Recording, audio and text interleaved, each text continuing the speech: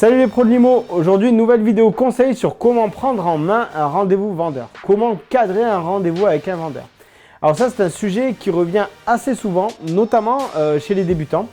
Parfois par manque d'assurance ou par manque d'aplomb, on a du mal à cadrer ce fameux rendez-vous avec les vendeurs. Pourtant on va voir aujourd'hui une méthode très simple pour driver ce rendez-vous. Grâce à cette méthode, vous allez mettre votre vendeur dans une position où il vous laissera en fait naturellement prendre la suite des opérations en main. Allez, vous êtes prêts? C'est parti!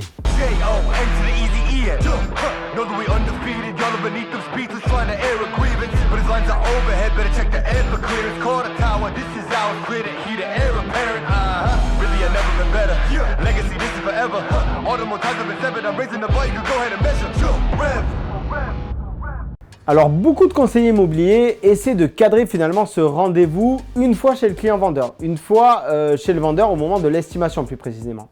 En fait, c'est bien avant que ça se joue. En fait, c'est dès lors de la prise de rendez-vous que vous allez devoir poser des règles. Alors, peu importe que vous preniez le rendez-vous en face à face ou que vous le preniez au téléphone, ça n'a pas vraiment d'importance. Mais dans tous les cas, vous allez devoir encadrer, vous allez devoir donner un véritable plan du déroulé de votre prochain rendez-vous, voire même de vos deux prochains rendez-vous, pour être plus précis. En faisant ça, vous allez mettre votre vendeur dans de bonnes dispositions pour vous accueillir. Pourquoi? Parce qu'il sera préparé à ce qu'il attend finalement. Et vous allez enlever beaucoup d'incertitudes chez lui et souvent, quelque part, un petit peu de stress. Parce qu'on sait que les vendeurs, pour eux, c'est toujours un moment de stress que de faire venir une agence immobilière. Ils ne sont pas familiers avec ce genre de démarche. Et donc, c'est toujours un petit peu compliqué. Donc, si vous cadrez bien votre rendez-vous, ça va véritablement lui enlever un petit peu de stress. Il va savoir finalement qu'est-ce qu'il attend derrière. Alors, comment vous allez poser ces règles? Qu'est-ce que vous allez devoir dire pour prendre en main la suite des opérations? Dans un premier temps, vous allez expliquer que vous allez procéder en deux temps. Un premier rendez-vous où vous allez parler de son projet et que vous allez faire le tour de son bien pour pouvoir réaliser l'estimation et pour pouvoir présenter par la suite le bien de la meilleure manière à vos acheteurs. Donc ça se fait dans un premier rendez-vous. Et puis lors d'un second rendez-vous qui se déroulera quelques jours après ce premier rendez-vous, vous allez lui présenter les services de l'agence pour mettre en valeur son bien sur le marché, puis vous lui remettrez son estimation et enfin vous signerez le mandat de vente. Donc déjà là, sur cette première explication, vous allez lui poser les règles pour les deux prochains rendez-vous. Voilà dans les grandes lignes ce qui va se passer au premier rendez-vous, voilà ce qui va se passer dans les grandes lignes dans le second rendez-vous. Vous remarquerez qu'on a fait passer plein de petits messages intéressants dans cette première partie. On a dit qu'on allait déjà réaliser l'estimation, ça c'est une chose, mais surtout qu'on allait voir le bien pour pouvoir le présenter au mieux à nos acheteurs. Ça va déjà projeter votre vendeur dans le fait qu'il va vous confier le bien. Et puis, de la même manière, on a précisé que le deuxième rendez-vous se composait aussi à la fin de la signature du mandat. Donc tout ça met en condition votre vendeur, le prépare à ce qu'il attend.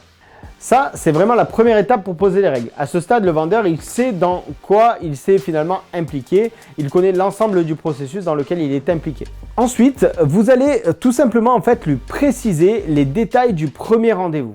Alors, quels sont ces détails à préciser à votre vendeur pour que le premier rendez-vous se passe au mieux? Eh bien, c'est très simple. Déjà, préciser la durée du rendez-vous. Ça, c'est très important pour vous assurer que rien n'interfère dans ce rendez-vous. Par exemple, aller chercher les enfants à l'école. Ensuite, vérifiez que vous ayez bien tous les décisionnaires pour le premier rendez-vous et pour le second rendez-vous. Ça, c'est très important aussi.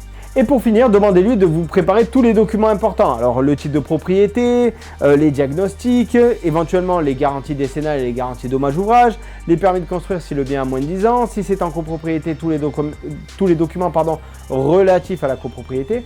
Bref, tout ce qu'il va vous falloir en fonction du type de bien comme document. Demandez-lui à ce qu'il vous les prépare le jour de l'estimation.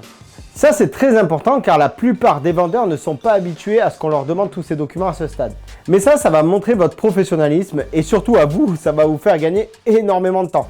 Parce qu'on sait que la collecte des documents, c'est pas toujours très simple. Là, notre vendeur, il est parfaitement pris en charge, vous n'avez rien oublié. Vous allez déjà vous retrouver dans une autre position, vous allez voir le jour de l'estimation. Justement, le jour de l'estimation, très rapidement, au moment où vous arrivez chez votre vendeur, reposez les règles. Déjà parce que le vendeur ne les aura peut-être pas tous retenus et puis il est toujours important de refixer le cadre à ce moment-là. Voilà monsieur le vendeur, comme je vous l'ai dit lors de notre prise de rendez-vous, on va d'abord s'installer, vous allez me parler de votre projet. Et puis dans un second temps, on fera le tour de la maison pour que je puisse réaliser l'estimation et puis pour que je puisse correctement présenter le bien à nos acheteurs. Vous allez voir que juste en disant cela, vous allez faire une grosse différence sur votre possibilité de prendre en main ce rendez-vous. Vous allez pouvoir véritablement le diriger ce rendez-vous et imprimer vous-même le rythme de ce rendez-vous. Et ça, c'est très important. Voilà, c'est fini pour cette vidéo, j'espère que ça vous a plu. N'hésitez pas à vous abonner à la chaîne, à liker cette vidéo et puis à commenter cette vidéo. Nous, ça nous encourage énormément. On répond de toute façon à tous les commentaires. Donc si vous avez des questions pour qu'on aille un petit peu plus loin, eh bien n'hésitez pas, nous ça nous fait toujours plaisir de vous répondre. Voilà, et bien à très bientôt. Ciao!